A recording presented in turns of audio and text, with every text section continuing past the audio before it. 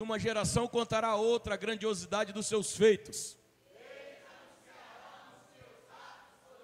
Vira para quem está do seu lado e fala: Deus tem atos poderosos para você, para realizar na sua vida, na sua casa e nessa noite, em nome de Jesus. Quantos creem, diga amém aí ao Senhor. Pode sentar no seu lugar, ficar à vontade em nome de Jesus. Irmãos, sem entender, quem estava aqui domingo passado, à noite, domingo passado, nós começamos essa mensagem. Sem entender, sem saber o que Deus estava gerando. Hoje, quando amanheci, já pela manhã, e Deus ficou o dia inteiro soprando algo relacionado a isso. Na verdade, o plano de fundo que eu vou usar na mensagem é Marcos 5, versículo 21 em diante, que vai contar aquela passagem que Jairo vai até Jesus, pedindo para ir na sua casa, porque sua filha está enferma. E tem uma mulher no meio do caminho que está há 12 anos sofrendo de um mal. Ela tem um fluxo constante que não para por 12 anos, e isso impossibilita a vida dela. Deus, hoje pela manhã, já me acordou dizendo: eu tenho uma cura para 2 gerações. Eu tenho uma cura para 2 gerações, eu tenho uma cura para 2 gerações. E ao longo das conversas, ao longo do dia que nós íamos tendo, Deus sempre soprava algo relacionado a isso. E até chegando aqui na igreja, Deus foi finalizando a palavra, a mensagem. Quando a gente olha, irmãos, o que Jesus faz com aquelas 2 mulheres, ou aquela mulher e aquela adolescente, tem muito a ver com o curso da história. E o que eu vi no livro de Salmos é sempre isso: uma geração contando a outra os feitos. Semana passada nós falamos sobre essa continuidade geracional, e nós falávamos acerca de um hotel, que foi se adequando às necessidades da próxima geração. Então, primeiro passa o avô, depois passa o pai, depois passa o filho no mesmo hotel. E a pergunta que ficou para nós é: qual a necessidade dessa geração? Quando eu olho para isso, nós vamos perceber que na Bíblia, entre o Antigo e o Novo Testamento, você vai ter um período de silêncio de 400 anos. É um tempo que não tem profeta se levantando, é um tempo que não tem mensagem sendo pregada, é um tempo em que essa continuidade ela cessou. Até que vem João Batista e começa a anunciar o reino chegando. E quando João Batista recomeça, logo em seguida vem Jesus e começam os seus feitos. Quando nós olhamos, gente, precisa ser natural essa continuidade. Precisa ser natural que nós, cristãos, consigamos influenciar a próxima geração. Precisa ser natural que nós, pais, consigamos influenciar nossos filhos. Mas nós sabemos que aquilo que precisa ser natural nem sempre é natural. Então, quando o natural não está executando o que é normal, Deus vem com o poder sobrenatural. E louvado seja Deus que nós estamos diante de um Deus que é vivo, poderoso, um Deus que trabalha, um Deus que intervém no mundo físico nosso, um Deus que faz o sobrenatural, e o que for necessário Ele fazer de sobrenatural na sua vida, essa noite eu creio que Ele fará. Então havia um bloqueio, 400 anos desse silêncio, Daniel, era justamente porque não foi passado de uma geração para outra com naturalidade. O Deus que fez a promessa a Abraão levou, não Abraão, mas a descendência de Abraão até a terra da promessa. E como que isso era cultivado? Pai para filho. Abraão para Isaac, Isaac para Jacó, Jacó para seus filhos. E aí, eles estão lá escravos no Egito, mas uma geração vai contando para outra: a gente está aqui, mas tem uma promessa. A gente está aqui, mas um dia a gente vai para a terra prometida. A gente está tomando chicotado no lombo, mas vai chegar uma terra que mana leite e mel, porque Deus prometeu. Uma geração ia contando para outra. Muitos dos salmos são histórias que estão sendo contadas, que se tornaram canções e que os pais cantavam para os filhos. Muito que a gente sabe, nossos pais contaram para nós. E agora, em Marcos 5, vai contar que uma multidão está cercando Jesus, depois que ele volta lá de Gadara. E no meio dessa multidão vem o chefe de uma sinagoga, um líder religioso. Alguém que entendia da lei, entendia da palavra, e ele chega até Jesus e fala: mestre, vai até a minha casa, porque eu tenho uma filha de 12 anos, que ela está passando muito mal, ela está doente, ela está enferma. A minha filhinha está morrendo. Jairo fala dessa forma: vem por favor, impõe as mãos sobre ela, para que ela seja curada, e para que viva. E a Bíblia diz que Jesus vai com ele. E quando Jesus está indo com ele, irmãos, uma grande multidão que o segue, o comprime, estava ali certa mulher, que também tem algo com 12 anos, vinha sofrendo de hemorragia. A Bíblia fala que ela padecera muito sobre o cuidado de vários médicos e gastara tudo que tinha, mas em vez de melhorar, piorava. E quando ouviu falar de Jesus, chegou por trás dele, no meio da multidão, e tocou em seu manto, porque pensava, porque imaginava, porque tinha uma fé que dizia assim para ela: se eu tão somente tocar em seu manto, eu ficarei curada. Imediatamente cessou sua hemorragia, e ela sentiu em seu corpo que estava livre do seu sofrimento. Olha que interessante que nós vemos na história, da gente depois vai dar um pulo para pegar o desfecho da história do Jairo lá. Só para relembrar, ou para quem não conhece ver, depois vale muito a pena você ler tudo isso. Mas eu olho para isso e vejo uma primeira palavra para nós, que não está nas anotações, mas eu gosto de ver a fé dessa mulher dizendo: se eu apenas tocar. O se, ele é algo que nos faz imaginar, é algo que pode nos fazer duvidar, mas é algo que pode nos fazer ter fé. Aquela mulher olha para a sua impossibilidade, ela pensa: se eu apenas tocar nele, se eu conseguir tocar nele, eu vou ser curado. Ela condiciona, mas ela pega esse se como uma alternativa para a mudança de vida. No meio das suas situações mais complicadas, o se vai aparecer. Se não der certo, se você falhar, se você errar, se você não conseguir. Quantos de nós já flertamos com o se e o se freou a gente?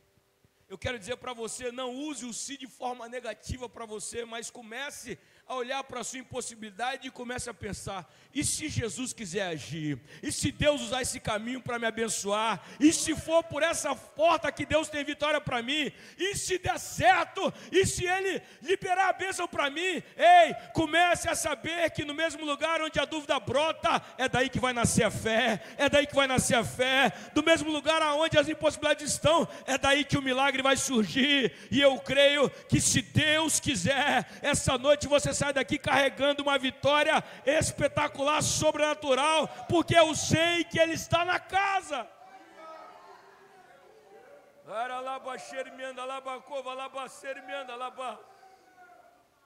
Você conhece a história da mulher? Tem muitos detalhes, muitas vertentes, mas eu quero só usar aquilo que vai ser para nós hoje. Quando Jesus é abordado por Jairo, um líder da sinagoga, ele pediu: cura minha filha que está à beira da morte.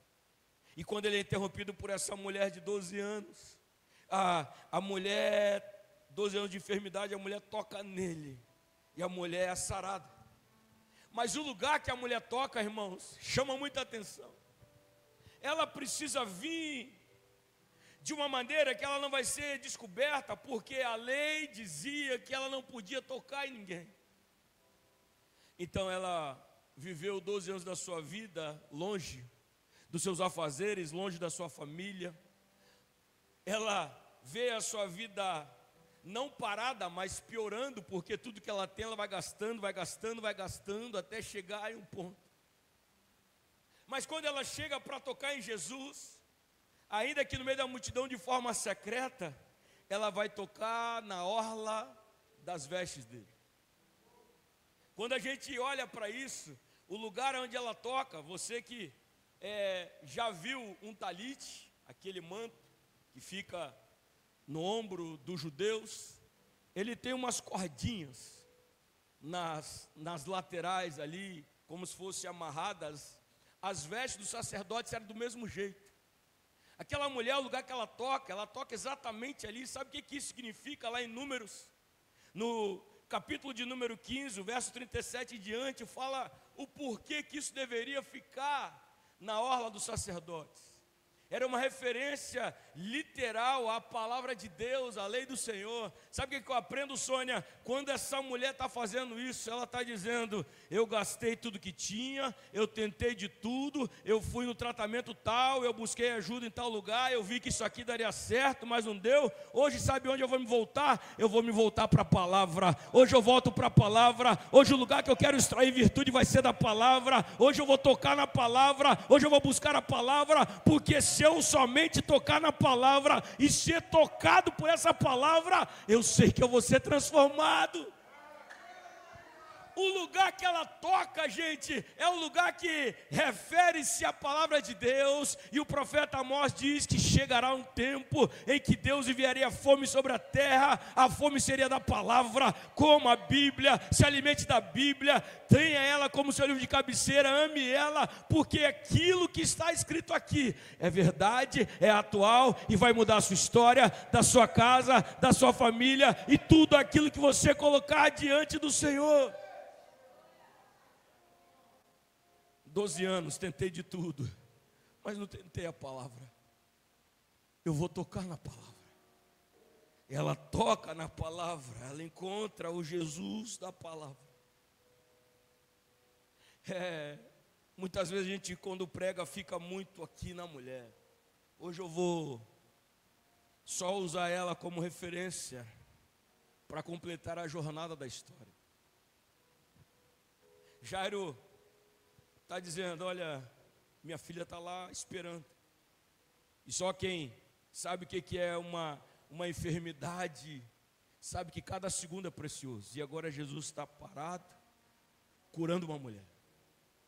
Termina o testemunho de bênção, Jesus libera a bênção sobre aquela mulher. Logo em seguida, o verso 35 vai dizer que chegam algumas pessoas da casa de Jairo. O verso 35 fala: Jesus ainda falava quando chegaram algumas pessoas da casa de Jairo, dizendo para ele: sua filha morreu, não precisa mais incomodar o mestre.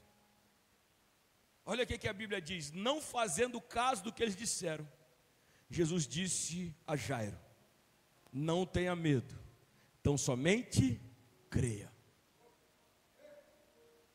Eu sei que falaram muita coisa, eu sei que você tem exames, eu sei que você tem laudo, eu sei que você tem diagnóstico, mas o meu Jesus é um Deus que muitas vezes não faz caso do que os outros dizem. Ele leva isso como referência para que você possa saber o tamanho do milagre que Ele faz na sua vida.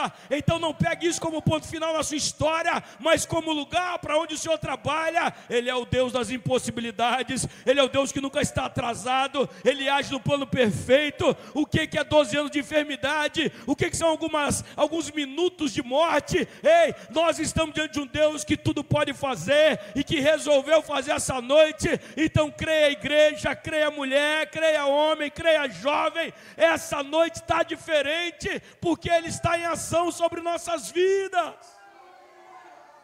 Não tenha medo, tão somente creia, Jairo. Não tenha medo, tão somente creia, Jairo. Não tenha medo.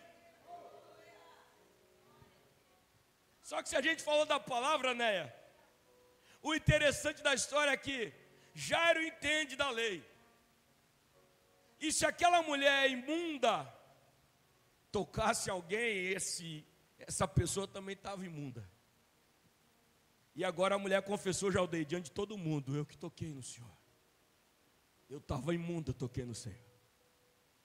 E agora o Jairo vai buscar ajuda de um Jesus que naquele momento, pastor Denilson, segundo o costume deles, estava imundo. Jesus falou: ei Jairo, vamos lá para sua casa? Aí é hora de Jairo falar bem assim: desse jeito você não vai poder estar. Como eu aprendi na tradição, na minha religião, não pode. Muitas vezes Deus vai questionar, confrontar o que nós temos de ensinamentos que não foram passados para nós de maneira correta, não no intuito de nos enganar, mas talvez com tudo que eles tinham de ensino, de aprendizado na época. Muitas vezes Deus vai conflitar na nossa mente o nosso sistema de crença, que muitas vezes coloca os empecilhos para que Deus possa agir na nossa própria vida. Muitas vezes Deus quer fazer em nós, mas a gente começa a se colocar na posição como se eu fosse digno, ou como se para eu receber a bênção tinha que ser por esse exato caminho. Ei, meu irmão, Ele é o Deus que fez a vida, Ele é o Deus que fez as coisas, Ele é Deus que sabe como agir. Então, se Ele estiver no comando da história, começa a colocar de lado a sua opinião, começa a colocar de lado o seu achismo e espera Ele fazer. Se Ele falou que vai na sua casa, deixa Ele dessa forma, ainda que Ele confronte tudo aquilo que você entende de Bíblia, ainda que Ele confronte tudo aquilo que você entende da lei até aqui, ainda que Ele confronte tudo que você aprendeu, saiba que Deus está no controle, no comando da tua história, e essa história vai ser escrita pelo dedo de Deus. Tem vezes que a gente olha e fala assim, não dá para fazer desse jeito, e Deus fala, deixa eu fazer do meu jeito. Como ao longo da história, nem no novo, no antigo ainda, Ele coloca uma mula para falar com o profeta.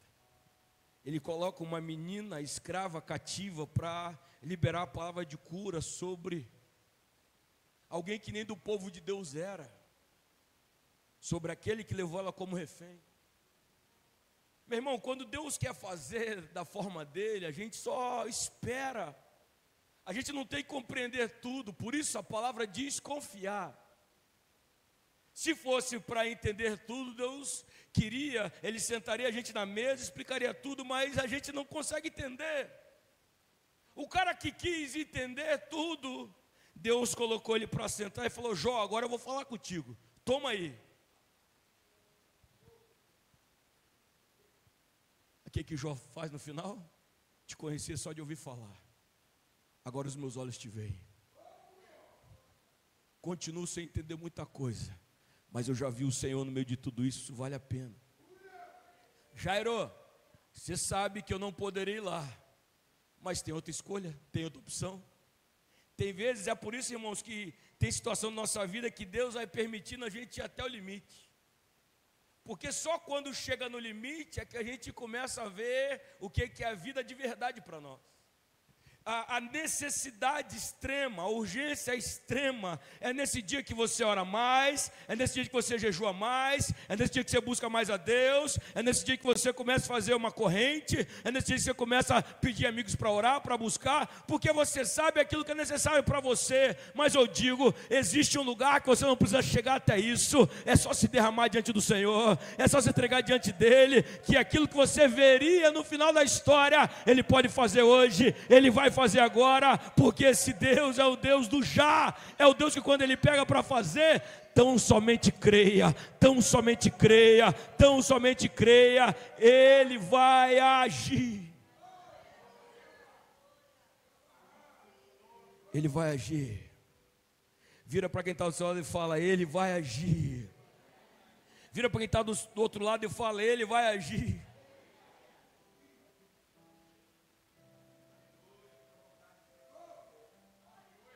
Quando ele vai chegando na casa,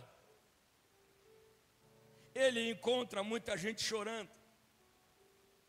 E aí ele fala, Jairo, tem muita gente chorando, manda eles para fora. Vamos entrar eu, você, sua esposa, e pode vir Pedro, Tiago e João. Nem o restante dos 12 vieram. O que Jesus manifesta ali é que existe uma cura que Deus vai trazer em nós, que não vai ser baseada em nossas emoções, mas vai ser baseada na nossa intimidade com Ele. A menina está morta, e todo mundo que está emocionado, está sentindo o luto da casa, está sentindo o choro da mãe. Poxa, tinha um futuro lindo pela frente, estão emocionados, estão chorando. Jesus fala, a cura não vai ser pela emoção, mas a cura vai vir pelo momento de intimidade. Pedro, Tiago, João, vocês sabem quando eu saio para orar, vocês já viram o que acontece, já viu quando Moisés desce, quando Elias desce, quando Deus vem e transfigura, vem para cá, vamos estar junto, porque esse momento de intimidade é que vai gerar a cura dessa menina, esse momento de intimidade é que vai levantar essa menina. Deus está dizendo para nós, igreja, eu não quero um choro qualquer, eu quero um choro com propósito. Eu não quero que você tente mover a Deus com lágrimas de crocodilo. Não, nós vamos ter que ter um lugar de intimidade com Ele. Nesse lugar de intimidade Ele vai mudar a nossa história. Nesse lugar de intimidade Ele vai mudar a nossa trajetória. Nesse lugar de intimidade Ele vai nos levantar da nossa cama fria, da nossa cama morta, e vai fazer com que a vida volte novamente. Se não tiver intimidade, não vai dar certo. Você se emociona, você chora, você berra, você grita, mas nada acontece. Sai vocês, vem para cá quem é íntimo. Aqui o milagre vai acontecer. Tem muitos lugares na nossa vida que a gente só está emocionado. A gente vê o familiar nosso e a emoção bate, é família. Você sabe quando eu sou mais conflitado, irmãos, na oração? É quando a Eló está passando mal, porque ali eu não estou orando como pastor, eu estou orando como pai. Ali envolve o emocional. E aí você tem que separar para você usar a fé. E muitas vezes eu falo, eu já orei por situações de pessoas que pareciam bem intransponíveis. E por que resolve? E às vezes uma enfermidade de casa não dá. É porque muitas vezes a gente não sabe separar isso. E Deus está dizendo para algumas pessoas, talvez você não conseguiu chegar até aqui porque a emoção toma o controle. Essa noite não, essa noite a gente fala, emoção, fica no seu lugar aí.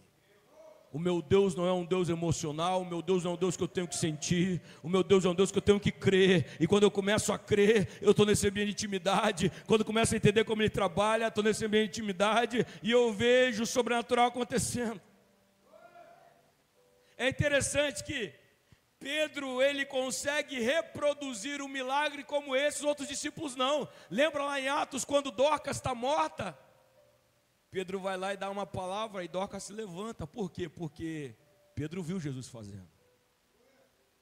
Tem lugares de intimidade que você vai estar momentaneamente, parece que você está apenas assistindo, mas pega a unção que Deus está liberando no ambiente. A sua hora vai chegar, e quando chegar você vai acionar o Senhor e vai falar, Senhor, eu sei que o Senhor faz assim, eu já vi o Senhor fazendo assim, eu creio que o Senhor faz assim, eu estava presente quando o Senhor fez, então o Senhor disse que obras maiores faria, faz novamente, Senhor.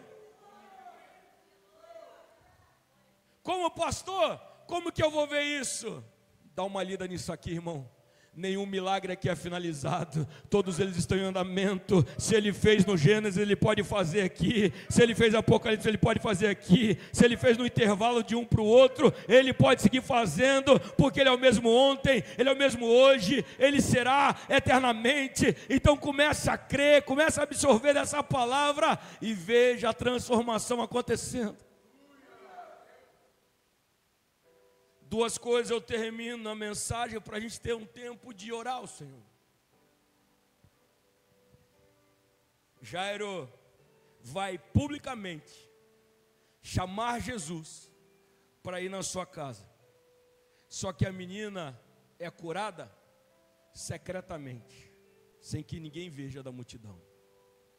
A mulher vai secretamente até Jesus. Ninguém pode me ver, mas se eu apenas tocar nele, serei curado. Só que ela busca algo secreto. Deus cura ela em público. Existe uma geração que vai ser curada em público.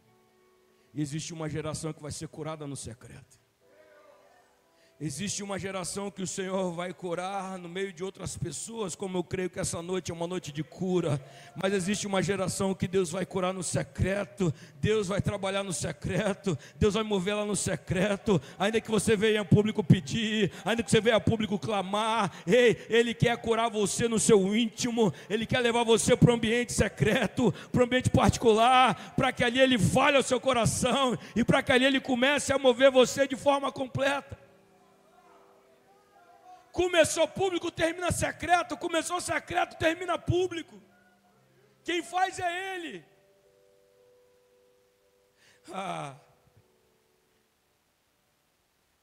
Uma geração vai buscar a ajuda de Jesus. A outra, Jesus está indo até lá. Jairo, vamos embora, estou indo com você. Jesus não foi até a mulher com o fluxo. Jesus estava indo para a casa de Jairo. O tratamento e a cura começa também mexendo muitas vezes em nosso orgulho. Jesus tem um destino, Ele está indo até a casa de alguém, Ele está indo até uma geração. Mas a geração que reconhece a sua ferida, a sua dor, ela não tem vergonha de ela ir até Jesus. Satanás muitas vezes quer colocar a gente como vítima da história. E não, Deus tem que vir até a mim.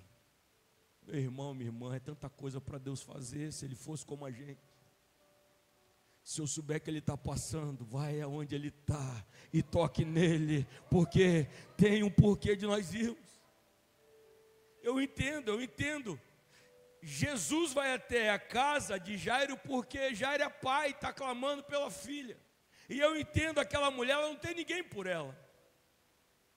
Não ter ninguém por nós torna as coisas mais difíceis, mas não torna impossíveis. Não ter ninguém que abra o caminho para nós, não ter alguém que abra as portas para nós, não ter essa continuidade geracional para nós é difícil, mas não é impossível. E pode ter certeza que Deus está abrindo o caminho hoje, dizendo: se não abrir o caminho para você, eu abro para você. Se não abrir o caminho para você, abra você para a próxima geração. Se até aqui ninguém fez por você, ei, comece a mudar essa história a partir de hoje.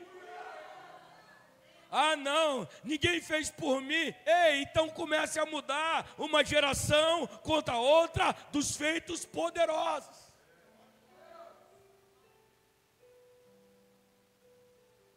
A geração está entrelaçada, irmãos, as duas. O 12 anos é para as duas. Uma nasceu, outra começou a sangrar. Uma viveu a infância inteira, a outra ainda estava sangrando, 12. A continuidade parou. Uma não gerava. E a outra, agora que é entrar na fase da adolescência, está tendo a vida interrompida também. E o que foi mais forte, de dentre as coisas que eu ouvi de Deus, por que Ele está indo até a casa? Porque o interesse dele é na próxima geração. A gente que está aqui, irmãos, a gente tem que correr atrás do que é nosso, mas o interesse do Senhor é na próxima geração. A gente está aqui, a gente se prepara para o domingo à noite aqui, mas o interesse do Senhor está acontecendo lá embaixo, na sala das crianças. O interesse do Satanás também é esse, você sabe disso, você sabe. Então a gente tem que entender que o que Deus vai fazer na próxima geração, Ele precisa curar a gente, para a gente dar sequência, para que uma geração conte a outra os feitos poderosos do Senhor. Como assim, pastor? A proposta dele é: vou na casa de Jairo levantar uma geração. Eu vou levantar a geração que está morta. Eu vou levantar a geração que não tem mais vida. Eu vou levantar a geração que tinha tudo pela frente, mas que simplesmente a vida cessou, parou. Mas quando eu levantar essa geração, eu preciso da geração atual. Eu preciso da geração atual. O texto termina dizendo: Talita cumi, levanta-te, menina.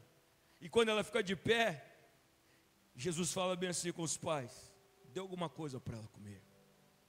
Quem alimentou a geração que se levantou foi a geração atual. A gente está entrelaçado, a gente tem que alimentar a próxima geração. A gente tem que entender que não termina em nós, mas passa pela gente. A gente tem que entender que não é sobre nós, não é sobre a próxima geração, é sobre Jesus. Mas uma geração vai contar a outros feitos. Não pode terminar em mim, não pode parar em você. Tem que passar pela gente, tem que avançar com a gente, para que nós possamos no grande dia saber: Senhor, anunciamos para a próxima geração os teus feitos poderosos, Pai. E para isso, Deus precisa curar muito a gente. Aquela mulher do fluxo, era o ventre que estava comprometido, a intimidade que estava comprometida. Ela não podia gerar filhos, ela não podia ter intimidade com o homem. Parou nela. Mas ela viu toda a impossibilidade acontecendo. Mas um dia ela falou: se eu tocar nele, eu sei que não é para mim, mas se eu tocar nele, eu vou extrair dele aquilo que ele está carregando. Você sabe o tamanho da sua dor, da sua mazela? Sabe se é físico, sabe se é emocional, sabe se é espiritual? Talvez nem saiba ao certo se é espiritual, mas sabe o tamanho da mazela. Ele está aqui nessa noite com um propósito. Ele precisa curar as 2 gerações. Ele precisa curar a minha geração. Ele precisa curar a geração dos meninos ali, ó. Ele precisa curar a geração nossa, acima de 30. Também a geração abaixo de nós. Quantos problemas eles passam, irmãos. Não se engane, daqui a pouco a vida cessa. Então por isso Deus usa essa noite como uma ponte de cura, para Ele estabelecer a continuidade geracional e dizendo: as 2 gerações seguem entrelaçadas novamente. Eu levanto uma e eu curo a outra geração. Eu curo aqueles que chegaram há muito tempo e que foram vendo tudo definhando. Eu curo aqueles que foram vendo a sua fé esmorecendo. Eu curo aqueles que já tentaram de tudo, que lembram dos grandes feitos, que lembram da história, que lembram dos escândalos, que lembram quanta coisa que foi removendo a fé. Eu lembro daqueles que entregaram tudo em algum momento da sua vida e não conseguiram ver esse retorno. Eu estou curando eles para que eles possam absorver a minha cura e propagar para a próxima geração que eu sou o Deus que sigo fazendo. Irmão, o evangelho é um caminho que para nós muitas vezes dá muita frustração também, porque a gente não entende direito, a gente vai testando as coisas. A gente faz como aquela mulher, a gente está sangrando e está investindo, a gente está sangrando e está caminhando, a gente está sangrando e está ministrando, a gente está sangrando e está pregando, a gente está sangrando e está seguindo a Jesus. Mas a gente só segue Ele porque sabe, hoje eu estou sangrando, mas a hora que eu tocar nele, a cura chega, a cura chega, a cura chega, a cura chega, a cura chega. Muitas vezes tudo aquilo que nos frustrou não tem nada a ver com o Deus da Bíblia, não tem nada a ver com Jesus Cristo, mas tem a ver com os homens que foram carnais para isso. Carnais e carnais para isso. Então entenda, talvez essa noite Ele aproveite esse ambiente mais escuro para começar algo com você no seu secreto aí, no seu íntimo aí, e Ele comece a restaurar as coisas dentro de você. Esse si negativo vai dar lugar para um si positivo. Esse si que antes só soprava dúvida, vai ser o combustível para que a fé encha o seu coração, preencha o seu coração e Deus faça o sobrenatural acontecer.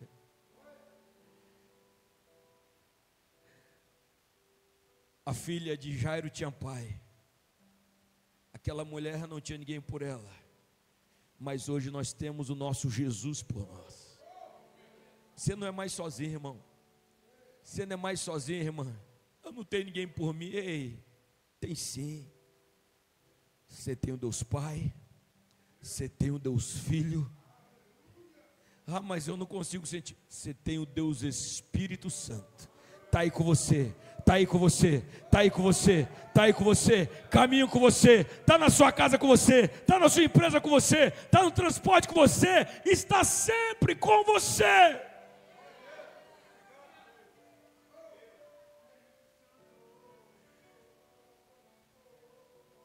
Eu sei que eu estou pregando para 2 gerações aqui, para aqueles que estão sangrando com força, que foram perdendo, se desgastando tudo, gastou e desgastou, gastou e desgastou. Tem um fio de esperança e de fé dentro de você que Jesus vai usar disso essa noite. E uma outra geração que ela mesma não sabe pedir ajuda, ela mesmo não consegue chegar diretamente ao mestre, precisa de um intercessor, precisa de um pai para fazer isso. A vida está acabando, irmãos, não se engane, a vida da próxima geração está acabando, se não tiver Jesus vai estar acabando. Eles não têm o mesmo prazer que nós tínhamos no passado, eles não têm a mesma pegada que tínhamos espiritual do passado. A gente não vai ficar questionando eles, é a realidade dessa geração, tem muito mais coisa do que tinha no nosso tempo. Mas por isso, essa hora, essa é a noite, esse é o momento, esse é o lugar que Deus começa a gerar vida, porque Ele não pode, Simone, curar e levantar a próxima geração se Ele não curar a geração atual. Ele precisa que os dois caminhem juntos, Ele precisa que as duas coisas caminhem de maneira que vai dar sucessão natural. Deus quer que nós possamos estar prontos para cuidar daqueles que vão chegar, Deus quer que a gente esteja pronto para cuidar da próxima geração, e por isso precisa de cura, irmão.